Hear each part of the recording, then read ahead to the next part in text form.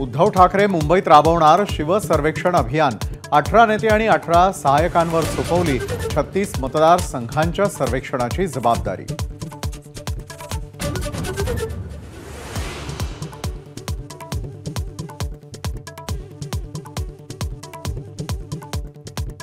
नागपूर दौऱ्यादरम्यान संजय राउतांचा रामटेक विधानसभा मतदारसंघावर दावा, तर जिनके घर शीशे के होते हैं वो दूसरों के घरों पर पत्थर नहीं फेंकते।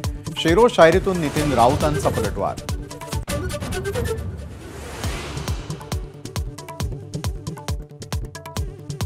मुलगी निवडणूक लढवायला तयार नाही म्हणून मीच विधानसभा लढणार। दिलीप वळसे पाटलांची स्पष्टोक्ती, पुढली 5 वर्ष रात्रंदिवस काम करेन असं आश्वासन।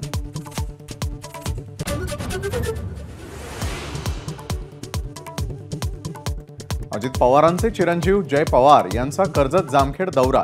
रोहित पवारांच्या मतदारसंघात अचानक दौरा केल्यानं चर्चांना उधाण, तर नेमकं बारामतीतून लढायचं की कर्जत जामखेडमधून याबाबत संभ्रम। रोहित पवारांचा टोला।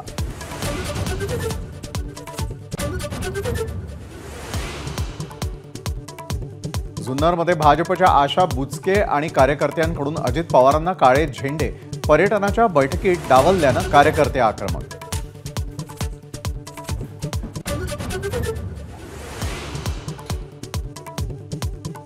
महायुतीला गालबोट लावणाऱ्यांना भाजपनं ताकीद द्यावी।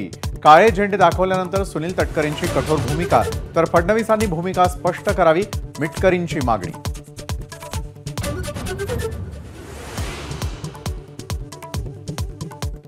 साताऱ्यात लाडकी बहीण योजनेचा कार्यक्रम। मुख्यमंत्र्यांसह उपमुख्यमंत्र्यांना महिलांनी बांधल्या राख्या।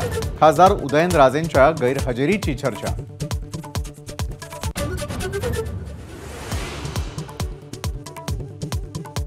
पात्र महिलांना लाभ घेता यावा यासाठी लाडकी बहीण योजनेच्या मुदतीची अट काढा। काँग्रेस नेते पृथ्वीराज चव्हाणांची मुख्यमंत्र्यांकडे मागणी।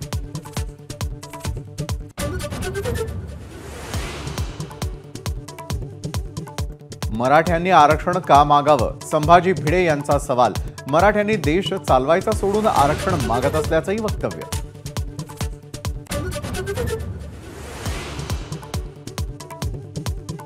नाशिकच्या येवल्यात, बीडच्या माजलगावसह सांगली जिल्ह्यामध्ये तुफान पाऊस। आणखी 2 दिवस विदर्भ आणि कोकणामध्ये वादळी पावसाची शक्यता।